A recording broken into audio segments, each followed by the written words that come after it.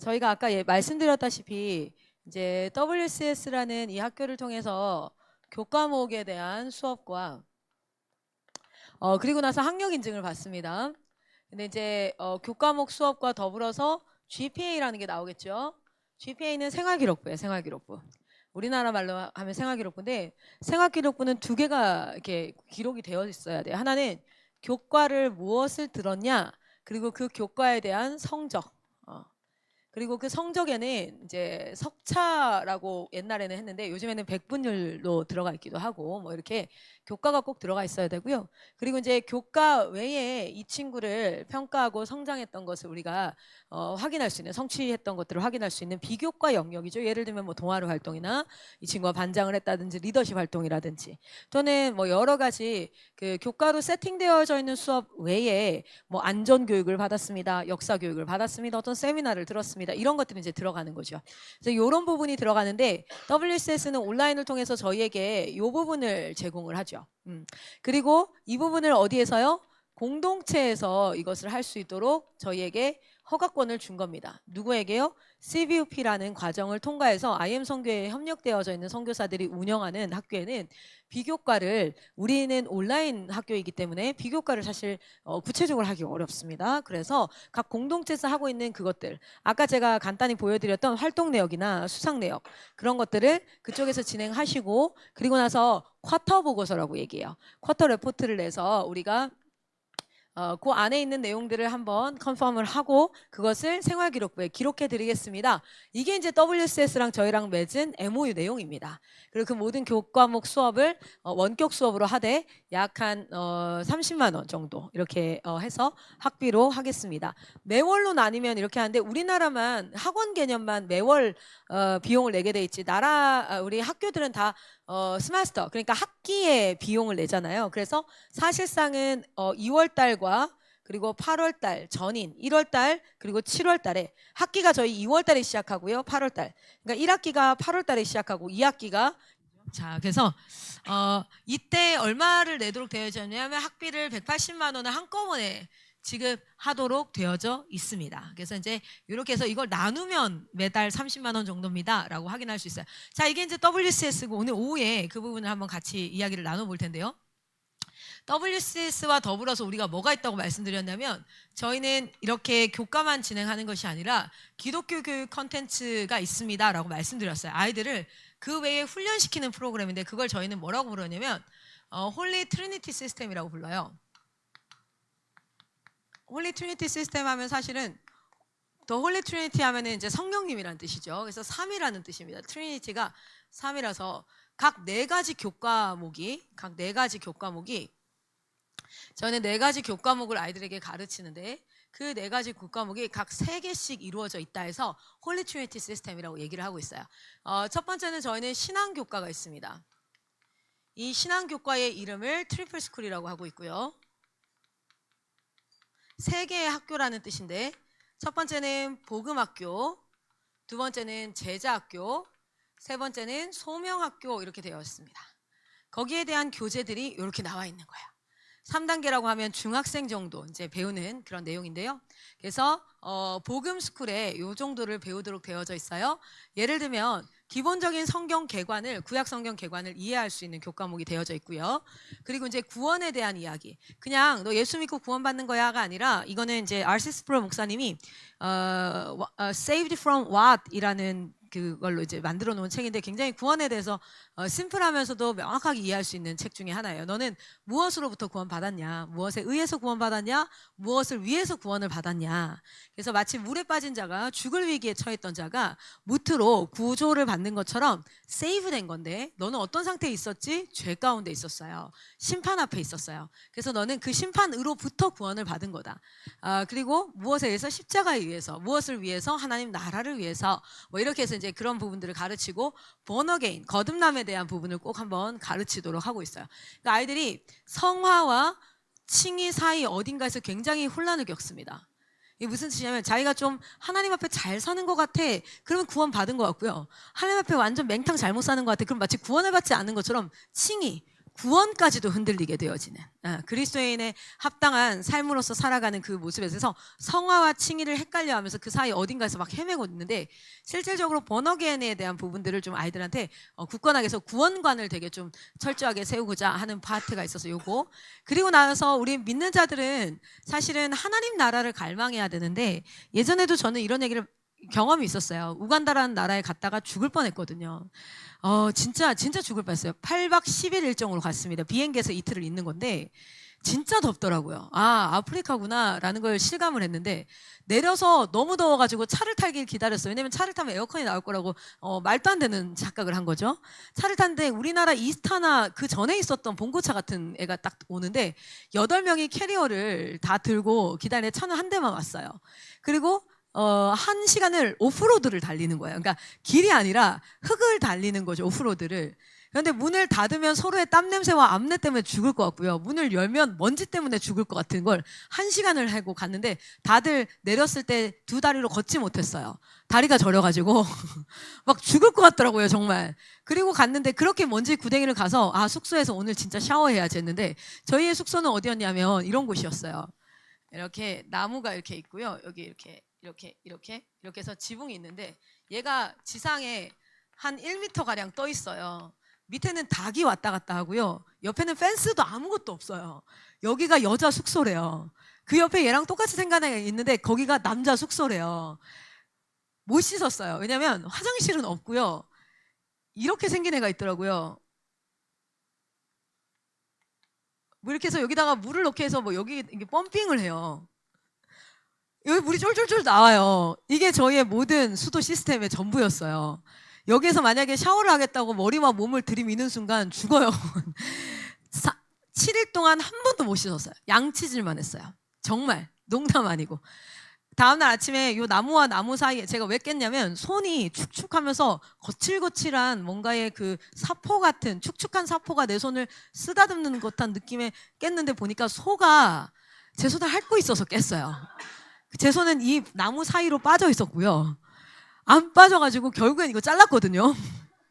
소 혓바닥이 저는 부드럽다고 생각을 했는데 소 혓바닥은 진짜 거칠어요. 그때 처음 알았어요. 와, 이런 데를 갔는데 죽을 것 같은데 뭐 하나로 버텨냐면, 하나는 정말 전도해야 되니까, 선교해야 되니까. 근데 뭐 하나로 버텼냐면, 한국 간다, 곧 간다, 4일 뒤에 간다, 3일 뒤에 간다. 그리고 마지막 날 호텔을 갔어요. 그래서 거기서 씻는데 샤워기가 너무 사랑스럽더라고요. 찬물밖에 안 나오지만 너무 감사하고 진짜 행복하더라고요. 한국 가서 한동안은 감사해 살았어요. 감사하게. 그런데 제가 그때 발견한 게 뭐였냐면, 그 우간다에 있었던 한국 선교팀은요, 진짜 한국 가기를 고대했습니다. 그리고 올 때요, 자기가 가져갔던 티셔츠, 물건들 다 나눠주고 왔어요. 진짜. 그런데 그 우간다에 있는 사람들은요, 한국 가기를 고대하지 않더라고요. 왜냐면 한 번도 한국을 경험해 본 적이 없는 거야. 한국이란 나라 자체를 몰라요. 그러니까 그 나라에서 어떻게든 적응해서 잘 살려고 한 친구가 저를 불러요. 그 우간다 현지인 일로 오라고.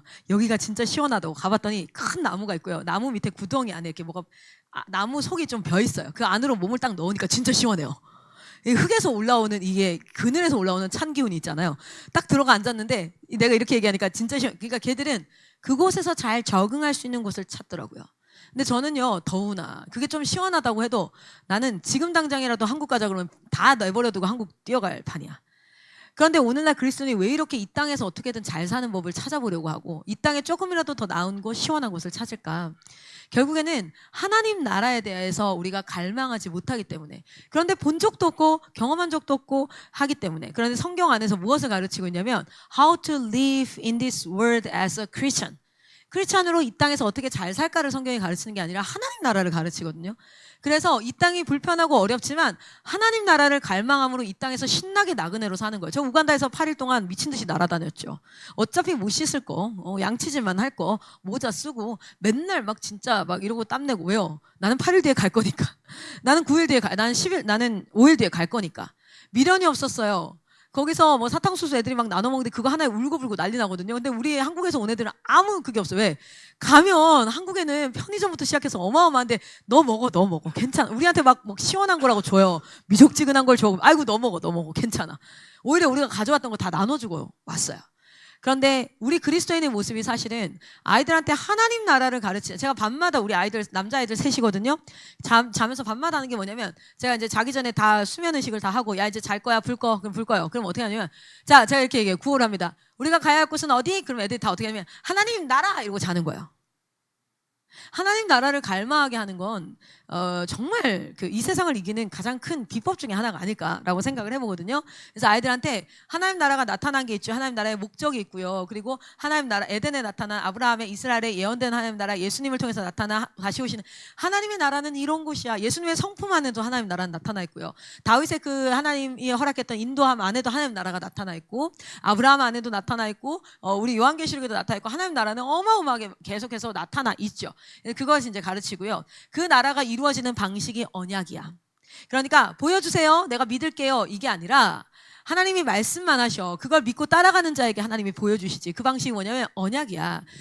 그래서 이제 이 언약에 대해서 쭉 가르칩니다. 우리는 언약 백성이고 지금 마지막 성취되지 않은 언약이 뭐가 있습니까? Jesus is coming again. 주님 다시 오실 거라는 거죠. 그런데 그 언약을 믿고 살아간다는데 과연 구약에 대표적인 언약을 5가지를 얘기해 보십시오라고 했을 때 우리 청소년들과 또는 교회 10년, 20년 다닌 분들 중에 몇이나 이걸 답할 수 있을까요? 제가 질문해 보거든요.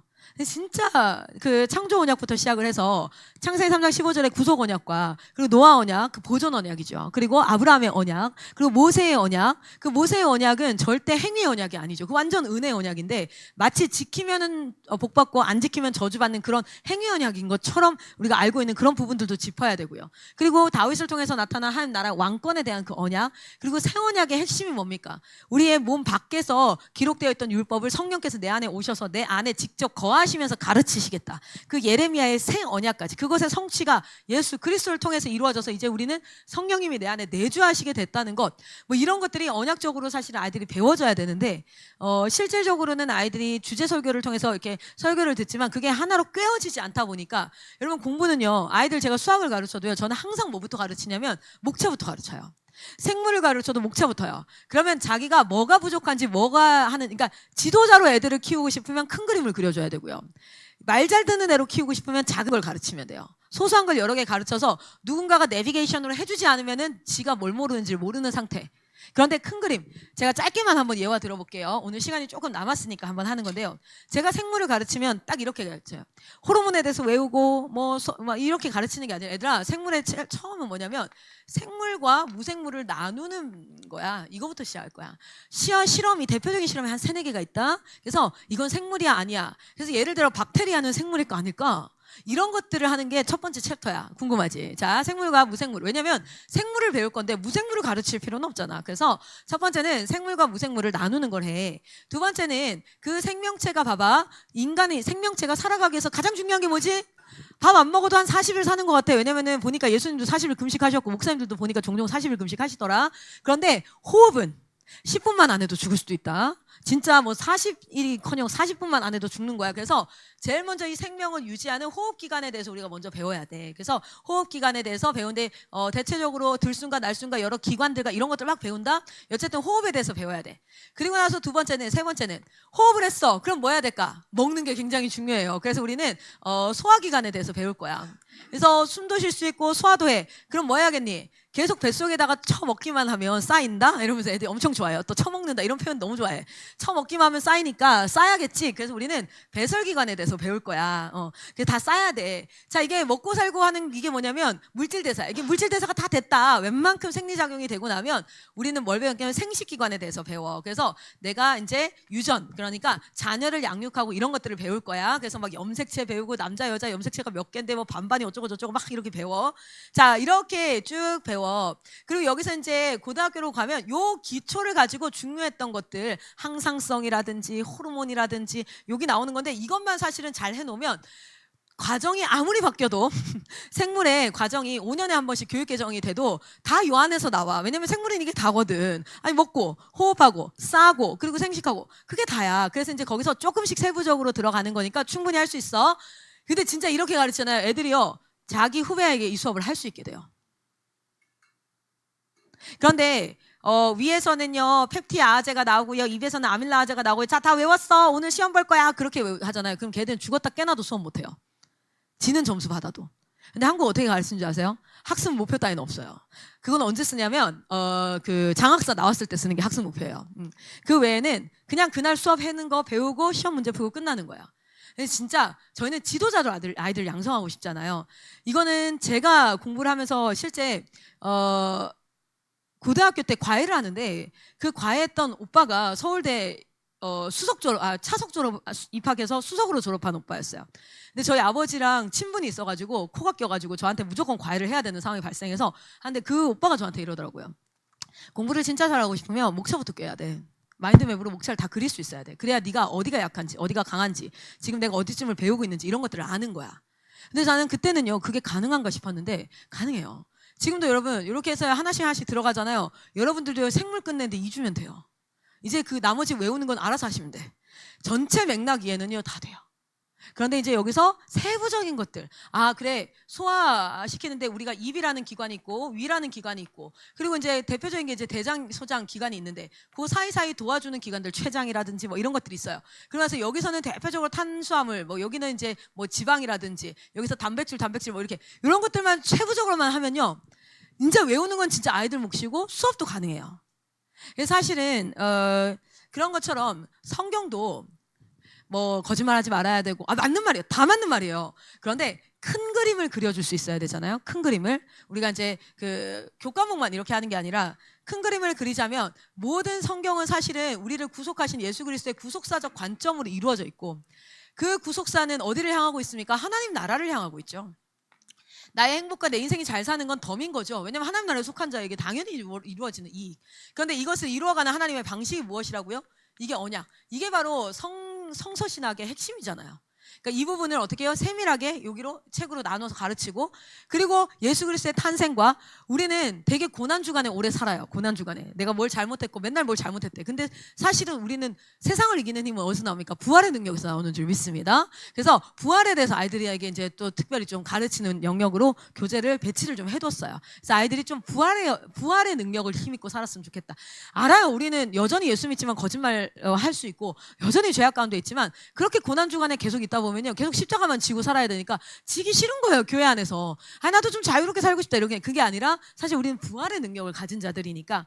그리고 나서 이제 제자 스쿨 들어가죠. 제자 스쿨 들어가면 뭐 죄의 비참한 결과가 어떻게 되는지, 죄가 대체 뭔지, 원죄와 자범죄가 뭔지, 뭐 이런 것들. 기본적으로는 웨스트민스터의 소위 그 문답을 기반을 하지만 감리교에서는 존 웨슬리의 뭐 이렇게 각자 또 채택을 하시기도 합니다. 이 부분에 있어서만큼은 각자 채택을 하실 수 있도록 교단마다 조금씩 다룰 수 있기 때문에 그렇게 하지만, 어쨌든 저희는 개혁주의 안에서 이렇게 요 책을 가지고 진행을 하고, 교리가 진행되다 보면 예수님에 대한 그런 묵상들이 많이 없어지고 교리 중심으로 갈 수 있어서 예수 생각이라는 묵상집이 있어요. 그래서 그걸 병행하도록 하고 있고요. 그리고 나서 예수님이라면 어떻게 하실까? 교리는 지식이 아니라 그것을 살아내기 위한 우리의 스탠다드다. 그래서 예수님이라면 어떻게 하실까? 그리고 그렇게 살았던 하나님 나라 백성이 사는 법, 우리의 생각은 어떻게 관리해야 되지? 애정은 어떻게 관리하지? 언어는, 행위는, 오락은, 습관은, 친구는, 이런 하나님 나라 백성이 사는 법에 대해서 그렇게 살았던 사람들, 내 마음을 지키라. 이 책 진짜 좋아요. 애들이 제일 최애하는 책 중에 하나가 이 책이에요. 되게 짧은데 너무 재밌어요. 이건 정말 너무 좋아요. 그리고 여기 이제 기도에 대해서 훈련을 시키고요. 그리고 나서 소명스쿨 넘어가면 이게 이제 중학교 단계에서 한 1년에서 2년 정도 안에 아이들이 하는 겁니다. 그렇게 해서 이제 소명은 3가지입니다. 그리스도의 영향력인데, 이렇게 복음을 알고 제자된 사람이 첫 번째는 가정에서 반드시 영향을 미쳐야 돼요. 가정 선교사가 자기가 돼야 된다는 거죠. 자녀로서, 부모로서, 나중에 엄마 아빠가 되더라도. 두 번째는 직장에서 영향을 미쳐야 돼요. 소명스쿨은. 그리고 전도와 선교에 반드시 인발브가 되어져서 움직여야 되기 때문에 그렇게 나와 있고, 그리고 나서 교회론과 종말론을 꼭 다루게 돼 있고, 중학교 과정에서는 역사신학이 어디로 가냐면 사도행전까지는 먼저 공부를 시키고요. 고등학교 가고 나면 그것이 이제 중세, 근대, 현대 이쪽으로 해서 그 교회사로 연결을 해서 공부를 시킵니다. 동일하게 또 반복돼요. 복음스쿨이. 이게 왜 그러냐면, 학습이라는 것이 수학처럼 프로세스 학습이 있어요. 1학년을 해야 2학년 할 수 있고, 2학년 해야 3학년 할 수 있고, 이렇게 프로세스. 국어는 그렇지 않아요. 국어는 말하기 듣기를 한번 하고 나면 또 말하기 듣기를 또 하고, 또 말하기 듣기를 하고, 고등학교 3학년 때까지 똑같은 거 하거든요. 근데 점점 그 예문과 내용이 깊어지는 형태로 구성이 되어져 있어요. 그러니까 프로세스 학습이 있고 사실은 이거 그 서큘레이트 학습이라고 하는데 이렇게 반복해서 하는 게 있는데 저희는 두 번째를 차용을 했어요. 프로세스가 아니라 이걸 다 복음을 알아야 그 다음 제자로 넘어가 이게 아니라 복음 제자 소명을 한 번 돌리고 또 한 번 돌리고 또 한 번 돌리고 또 한 번 돌리고 12년간 계속해서 점점 깊어지게 하는 형태이기 때문에 4단계 고등학교 과정은 거의 동일한 내용들이 좀 더 어려운 책들로 묵상이 깊어진 책들로 이건 실제 지금 총신에서 쓰고 있는 교재들 중에 하나입니다. 뭐 이런 책들을 해서 이렇게 이제 제자스쿨 뭐 이렇게 성령님 성막 예수 그리스도에 대한 건 성막이죠, 그렇죠? 핵심 진리 이거 조직 신학을 쭉쭉쭉 나눠 놓은 거 그리고 성령님 이 책이 진짜 최애 책 중에 하나. 애들이 이 책이랑 이 책을 정말 좋아해요. 가상칠언. 그 김남용 목사님 가상칠언 책도 읽기에 너무 이제 요거는 읽는 책으로 좀 넣어놓은 책이고요. 이런 식으로 이렇게 들어가 있습니다. 그리고 소명스쿨까지 연결되어져서 아이들이 가정에 대해서 일에 대해서 그리고 이제 사실 그거 하기 전에 이 시대의 사단이 우리에게 휘두르고 있는 큰 무기 중에 하나가 돈, 섹스, 권력 이거니까 요거에 대해서 또 따로 이제 좀 교육을 하고 그리고 선교란 무엇인가 퍼스펙티브 기독교 교육에 대해서 자녀들을 양육해야 되는 아이들이잖아요, 이 친구들은. 그리고 이제 교회사라든지 기독교 세계관이라든지 뭐 이런 부분들을 교재로 넣어서 아이들이 공부할 수 있도록 하고 있어요. 그게 뭐냐면 신앙의 트리플스쿨, 복음스쿨, 제자스쿨, 소명스쿨이라는 교과를 하루에 1시간에서 2시간 이상 반드시 가르치도록 되어져 있어요. 자, 그리고 두 번째 영역은 무엇이냐면 생활입니다. 생활. 여러분 쫄라맨 많이 그려보셨어요? 이렇게 쫄라맨 이렇게 애들 그리는데 이게 이제 지식이죠. 그리고 마음의 이제 감정, 정, 그 양손발의 의, 행동이죠. 이게 골고루 자라야 되는데 신앙 수업 이만큼 듣잖아요. 성경 수업을. 그럼 머리가 많이 커져요. 그럼 어떻게 되냐면 자빠져요. 머리가 너무 무거워서. 마치 6개월 된 아이 앉혀놓으면 머리 무거워서 넘어지는 것처럼. 그리고 손가락질하고 남 정죄하고 이렇게 반드시 행동할 수 있게 순종하는 행동할 수 있는 생활훈련을 저희가 수업으로 채택을 해서 넣고 있습니다. 생활훈련 교과목은요 4가지로 구성이 되어져 있어요. 첫 번째는 예담 과정이고요. 두 번째는 내가 예수를 닮아가는 과정, 그리고 관계 맺는 과정, 그리고 공동체로 살아가는 법, 그 안에서 리더로 살아가는 법 이렇게 이제 나뉘어져 있는데 실제로 관계는 저희가 이제 청년들 관계 설교를 하거나 관계 맺기 이런 거 이제 직장인들 그 세미나 하거나 이렇게 하면 A라는 사람과 B라는 사람이 서로 친해지거나 서로 너 나한테 맞춰 내가 너한테 맞출게 하면 반드시 서로는 더 멀어지게 된다고. 친한 사람끼리 자취를 하거나 여행을 가면 싸우잖아요.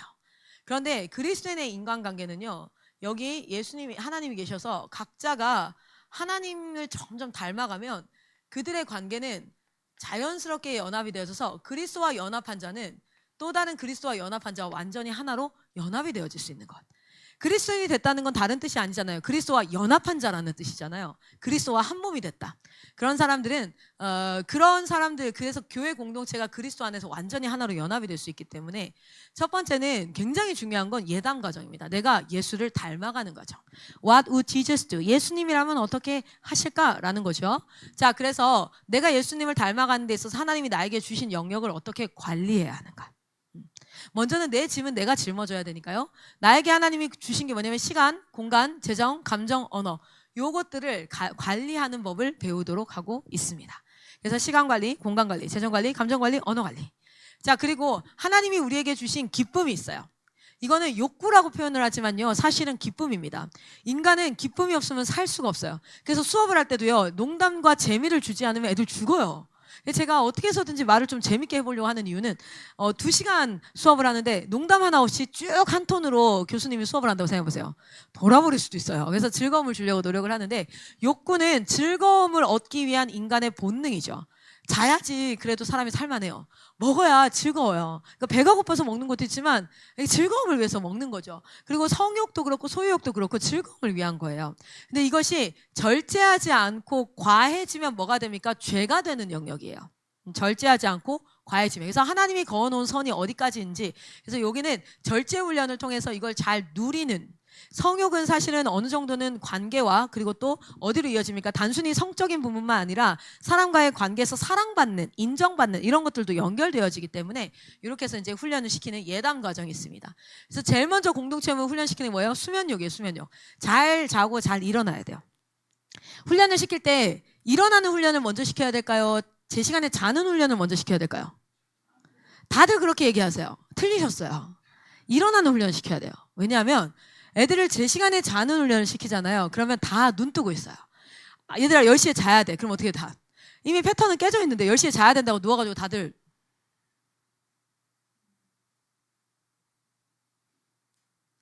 사실은 10시에 자는 훈련이 쉽지가 않아요. 순서로 보자면요. 어떻게 하면 좋으냐면 근데 여러분 아시죠? 새벽 기도 한다고 5시에 일어났어요. 그러면은 자는 훈련 따로 안 해도 오후 되면 졸려요, 안 졸려요? 아, 미친 듯이 졸려요. 내가 잤어요. 막 이렇게 되죠. 그래서 일찍 일어나는 훈련을 먼저 시키면 훈련이 쉬워요. 그래서 나중에 자는 시간도 잡힐 수 있게.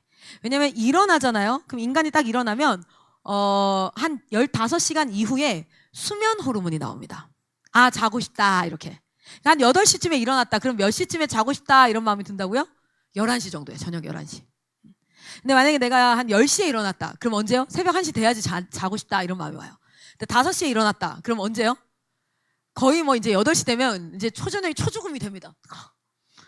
막 누가 말을 해도 뭔 말인지 하나도 못 알아듣고 막 얘기하는데 머리가 하나도 안 돌아가. 평소 같았으면 다 얘기해 줄 수 있는데 야, 너 머리가 안 돌아간다. 뭐 이렇게. 그래서 자는 훈련을 마땅히 힘을 좀 덜 들여도 할 수 있어요. 그러니까 물론 자는 시간이 적절해야 돼요. 그런데 그 훈련부터 시작하면 훈련이 힘들어져요. 왜냐면 여러분 그런 얘기 들어봤어요? 저희 남편도 그런데 아기를 낮잠 재우러 들어갔거든요. 그런데 아기는 뛰어나오고 본인은 자고 있어요. 그러니까 보니까 애가 아빠를 재웠어. 아빠가 애를 재우러 들어갔는데 왜냐면 우리는 사역하느라 겁내 바빴거든요. 그러니까 얘들아 자는 시간이야. 10시야. 자자. 그리고 딱 자잖아요. 그럼 난 자.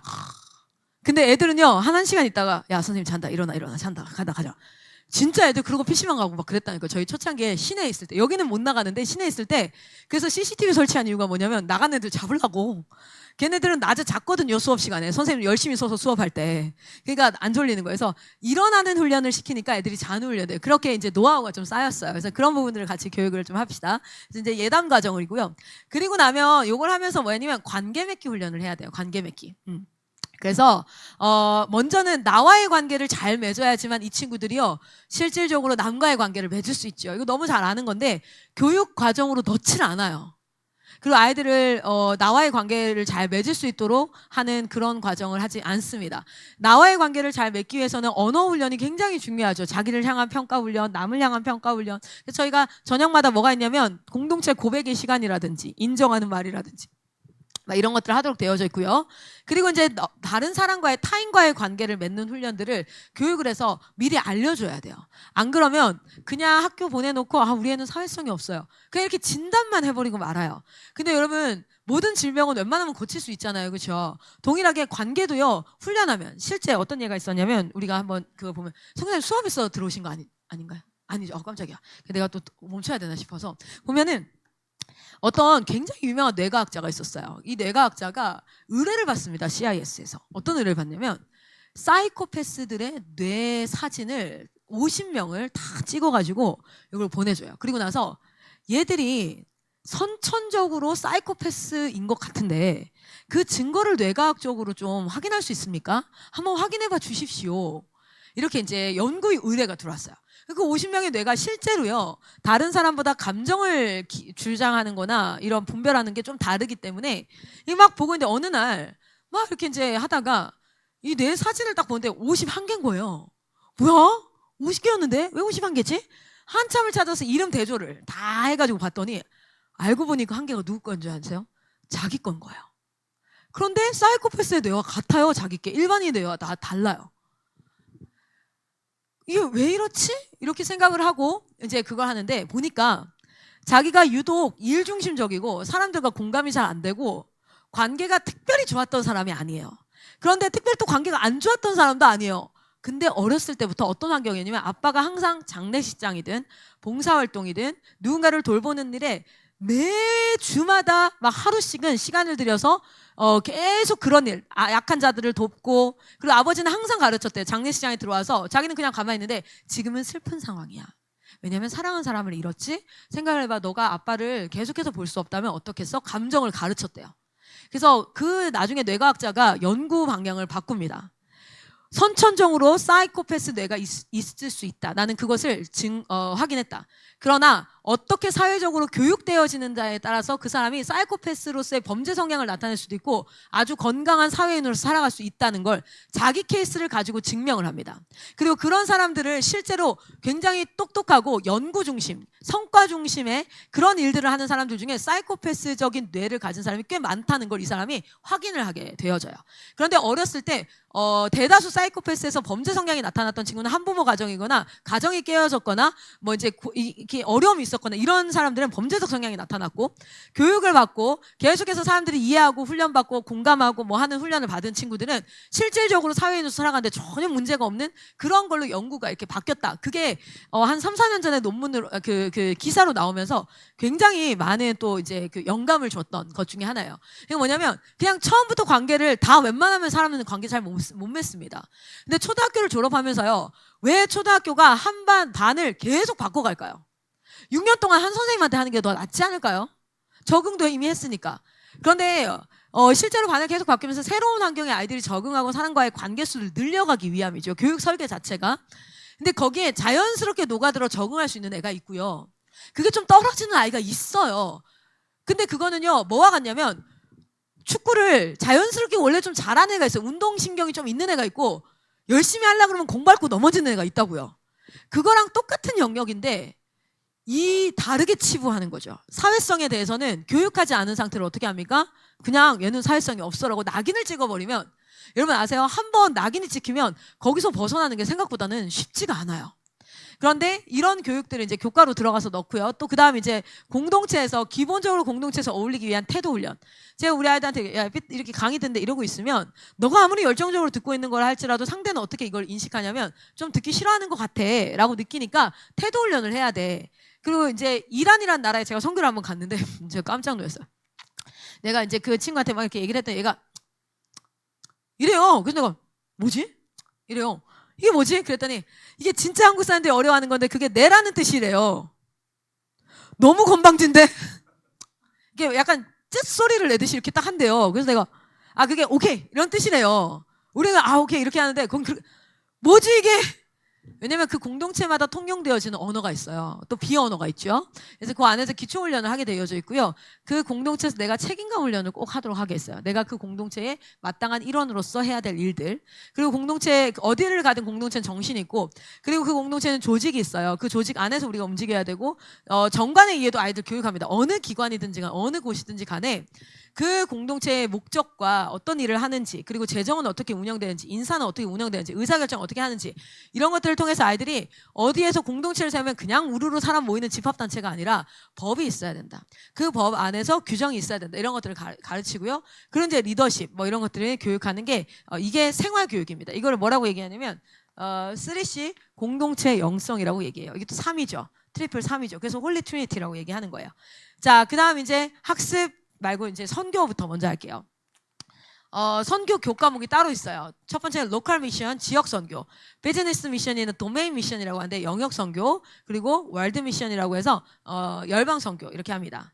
그래서 이제 지역 선교는 대표적으로 뭘로 합니까? 캠프로 하고 있어요. 캠프. 1일 캠프, 2박 3일 캠프, 2주일 캠프 이렇게 해서 각 지역에서 캠프를 통해서 우리가 같이 모여서 부흥의 경험을 하고 막 집회하고 그리고 여러 가지 목적에 따라서 이렇게 하는 그거. 그리고 이제 영역 선교는 리셋바라는 이름으로 매주 수요일마다 리셋바는 두 가지로 이루어져 있어요. 하나는 어떤 영역이 있는지를 가르쳐요. 의료계는 또 세부적으로 의료계도 사실 의료 행정이 있고요. 실제 의료 시스템 그것을 가동하는 의사들이 있고요.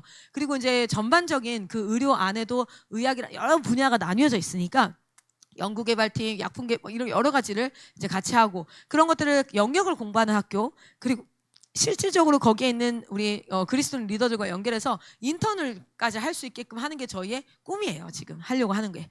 그래서 지금 사실은 그런 영역에 있는 분들을 찾기가 참 쉽지 않아서 어렵습니다. 그런데 저는 이렇게 가야 된다고 생각해요. 지금 대한민국에 있는 웬만큼의 사회를 이루고 있는 주류 기업들은요. 30년이 채 되지 않았어요.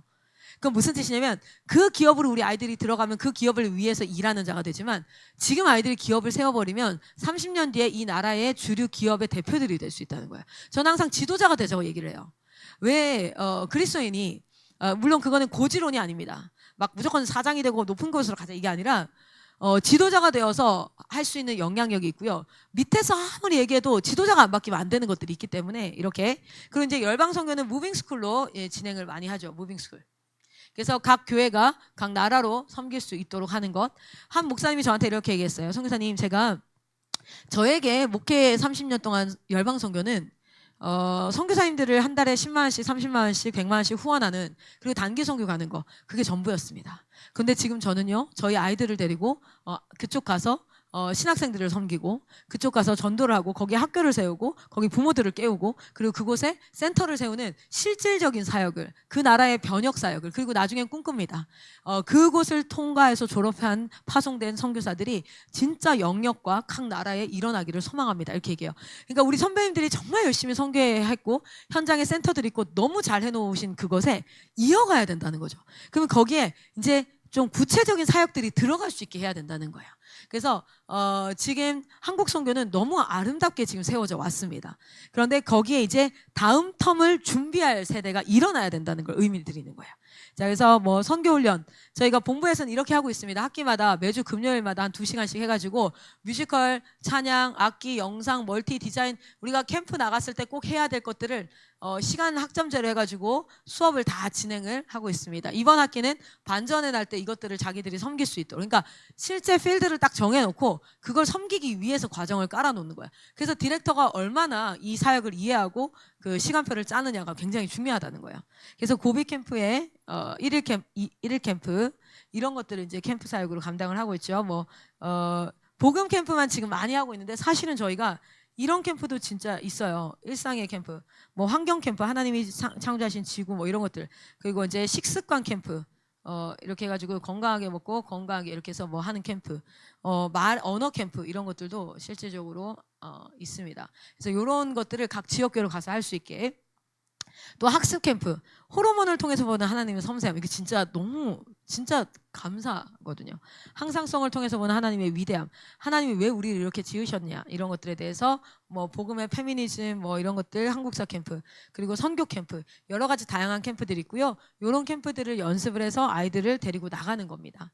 그리고 이제 한다살 캠프라고 해서 2박 3일 캠프가 있죠. 이거 완전 뭐 부흥 캠프예요. 그 복음 캠프, 원색적인 복음이 들어가고 2박 3일을 예수 그리스도로 채우자 이렇게 하는 아이들이 또래가 되고, 여기에 캠프의 프로그램들을 다 우리 아이들이 할 수 있도록 구성을 해두었습니다. 예를 들어 아이스브레이크나 뮤지컬, 또래 특강 이런 것들이 선교 수업 때 준비가 되어질 수 있게 진행을 합니다.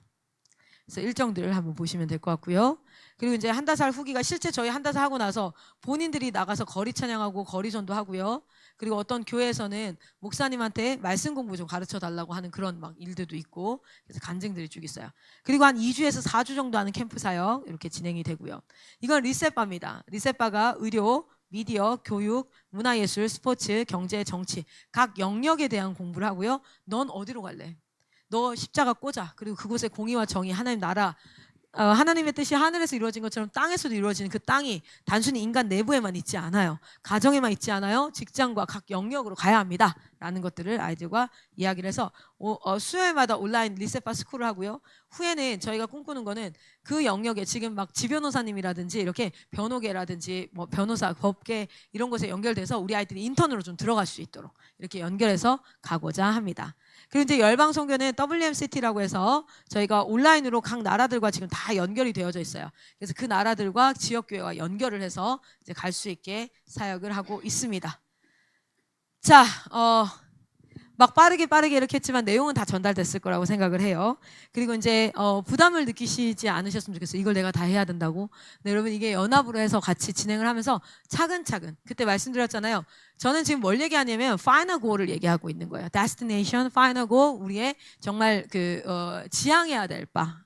그러나 거기에 스텝 바이 스텝으로 마일스톤을 갖다 놓고 갈 거예요. 근데 목회자 세미나이기 때문에 목사님들은 큰 그림을 그리고 가야지, 당장 오늘 해야 될 일을 제가 설명하고 있는 건 누구한테 해야 되냐면 실무진, 실제 하셔야 될 분. 그런데 왜 이 큰 그림을 알고 계셔야 되냐면, 그래야 실무진들이 어떤 얘기를 해올 때 이게 어떤 맥락 안에서 지금 이 일을 하고 있는 거야 라는 걸 알 테니까. 갑자기 우리 교회 애들 데리고 다른 교회 가가지고 집회를 하겠대요. 왜 우리 교회에서 안 하고 다른 교회에서 해? 당장 딱 이렇게 얘기하세요. 근데 전체 그림 안에서 이것이 좀 이해될 수 있도록 하기 위해서 목사님들을 모셔놓고는 좀 큰 그림을 얘기합니다. 어쩌면 좀 실질적인 걸 알고 싶어요. 학교 세우려면 어떻게 해야 돼요? 이런 걸 알고 싶으셨던 분들은 제가 부탁하건대 컨퍼런스로 오시는 게 맞아요. 그래서 이 비전에 동참되신 목사님들이 이 일들을 좀 했으면 하는 집사님이나 부모님들이나 이런 분들을 데리고 어디로 옵니까? 컨퍼런스로 오시는 거예요. 그럼 그 컨퍼런스에서 이분들이 이제 이것들을 준비해 갈 수 있도록 하고 여러분들은 뭐 합니까? 전체 키를 잡고 움직이는 역할을 합니다. 지금 많은 부목사님들 리그에서 이 일들을 위해서 그러니까 담임 목회자가 되는 것이 비단 나의 하나의 그냥 그 파이널 골이 아니라 이 정말 이 중요한 사역들을 어떻게 하면 실현시킬 수 있을까를 고민하는 부목사님들이 굉장히 많아요. 저랑도 지금 개인적으로 네트워크 연결되어서 이제 IM 선교회 사역이 아니라 그냥 정말 이거를 그 지역교회 이렇게 하시는 분들도 꽤 있어요. 그래서 이제 그런 분들과도 같이 논의하고 있는 데 있어서는 대체적으로 이렇게 좀 큰 그림을 좀 그리는 내용을 오늘 좀 말씀을 드렸습니다.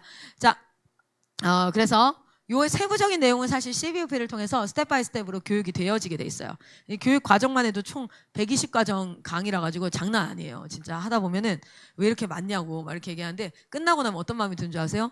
더 해야 될 것 같은데 뭔가 부족하다. 그래서 더 있어요. 걱정하지 마시고 죽을 때까지 저는 배워간다 생각하고 지금도 저는 죽을 때까지 지금 해야 되니까 어제도 저도 강의 들었어요. 그래서 요즘에 ADHD 아이들이 뭘로 연결되죠? 인지 발달. 그러니까 ADHD가 있다 보니까 산만하죠. 지시를 못 따르죠. 잘 못 챙기죠. 그런데 그게 어디로 연결돼요? 인지 발달, 품행 장애, 그리고 이제 그 분노 조절 장애 이런 걸로 연결되어지고 그 후에는 얘네들이 어디로 연결되어집니까? 학습 장애. 학습 장애로 연결되어지면 관계. 거기로 연결되어서 사실상은 사회생활이 좀 많이 어려운 상태. 뭐 이렇게 연결이 되어지면 대체적으로 이 아이들이 우울증이 와요. 그러니까 즐거움을 찾기가 어렵거든요. 우울증이 와요. 외로움을 타고 이렇게. 근데 우울증을 보면은 결국에는 또 이제 여러 가지 트라우마를 갖게 되고 그러다 보면 둘 중에 하나예요. 의사 선생님이 얘기하는 거예요. 자기가 자기 목숨을 죽이거나 아니면 정신병원에 갇혀서 죽음을 기다리거나. 지금 대한민국의 정신병원에서 죽음을 기다리는 사람들이 몇 명인 줄 아십니까? 진짜 많은 인원들이 있어요. 예수님이 저에게 물으셔요. 바리새인은 이렇게 얘기했습니다. 내 이웃을 내 몸과 같이 사랑하고 하나님을 사랑하라고 했다니 이렇게 질문해요. 내 이웃이 누굽니까? 그 질문 자체가 엄청 패역한 질문이죠. 왜냐하면 이웃인 사람은 그렇게 하겠다. 근데 이웃이 아닌 사람도 있다는 전제하에 묻는 거예요. 거기에 성경에 보면 이렇게 나오죠. 영어에 보면은 Jesus know his evil intent. 그의 악한 의도를 아시고 이 사마리아 예화를 들기 시작해요. 그러니까 그 내 이웃이 누구입니까? 라는 질문이 정말 섬기고 싶어요 라는 마음으로 이웃을 알려주세요가 아니었던 거예요. 이웃이 있을 수도 있고 아닌 사람도 있겠네요. 그럼 저는 그 사람을 안 섬길 거예요. 그 이웃이 아닌 자 중에 속했던 자가 누구예요? 사마리아인이었거든요. 근데 예수님은 반대로 질문합니다. 강도에 주와 터져가지고 길가에 있는 그 사람에게 세 사람이 지나가는데 과연 누가 이웃이냐? 그러니까 내가 누구를 도와줄까요? 라는 질문을 했어요. 근데 얘기합니다. 주와 터졌어 네가. 그런데 너에게 누가 이웃인 것 같니? 그 사람처럼 행동해. 역으로 확 뒤집어 버리죠. 너도 도움을 받아야 될 때가 올 거야. 마치 너는 항상 도움을 줘야 되는 사람처럼 그렇게 있지 마. 그래서 너에게 누가 이웃이니? 그처럼 행동해라. 대한민국의 어려움을 겪은 사람에게 누가 이웃일까요? 지금 진짜 예수가 필요한 자들에게는 누가 이웃일까요? 그런 생각을 하면서 저는 이 사역을 지금 구성도 하고 있고 같이 도잉도 하고 있고 또 여러 가지 연구 개발을 해가고 있습니다. 그 팀에 함께 하실 분들 그러니까 이렇게 하다 보면 막 본부에 맨날 이거 해주세요 저거 해주세요 뭐 이렇게 얘기해요. 저는 그걸 피어라고 생각하잖아요. 동료라고 생각하지 않습니다. 지금 우리는 IM에서 뭔가를 하나 만들어서 프랜차이즈로 여러분한테 다 서브하는 그런 그 서비스 잡을 하고 있는 사람들이 아니에요. 우리는 피어 그룹이에요. 동역자입니다. 그래서 현장에서도 함께 뚫어가고 우리도 함께 뚫어가면서 같이 이 비전에 동참된 자들이 일어나기를 소망합니다.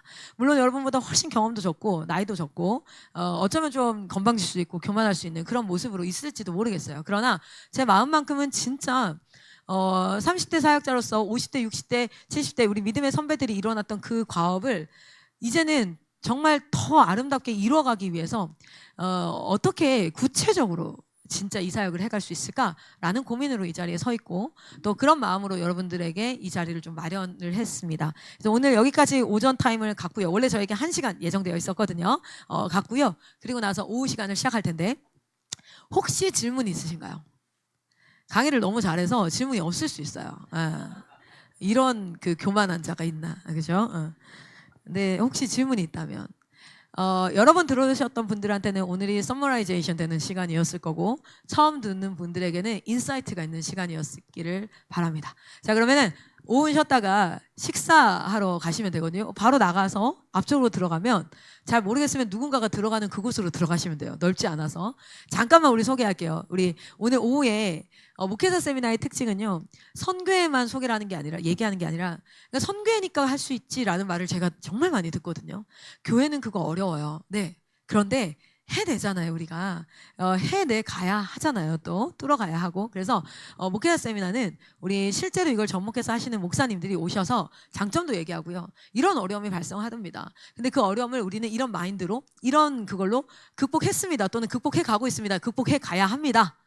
그냥 레어하게 꺼내놓고 같이 얘기를 합니다. 그래서 이제 그런 시간으로 우리 그 세 분을 초청했는데요. 우리 이쪽부터 하면은 죄송해요. 그 부천의 뉴비전 미니스트리에 우리 박병호 목사님 오셨습니다. 박수로 환영하겠습니다. 네. 감사합니다. 원래 한 10년 가까이를 대안학교를 하시다가 저희 이제 시스템으로 전환을 하셨고요. 이제 막 시작해서 막 이제 파이팅 넘치게 가시고 계시고요. 우리 안양 그레이스 미니스트리에 장두진 목사님 오셨습니다. 네, 반갑습니다. 네, 환영합니다. 그리고 우리 이제 인천 맞죠? 원웨이 미니스트리에 이석윤 목사님 오셨습니다. 반갑습니다. 네, 반갑습니다. 그래서 이제 경기권에서 오셨으니까 함께 오늘 점심때 교제도 나누시고 그 오후에 같이 강의 제가 전체 리딩을 하면서 목사님들이 나오셔서 실제 케이스를 사례 발표를 하는 형태로 좀 진행을 하도록 하겠습니다. 자, 여기까지 하고 우리 식사하고 2시에 우리 다시 오후 시간 시작하겠습니다. 감사합니다.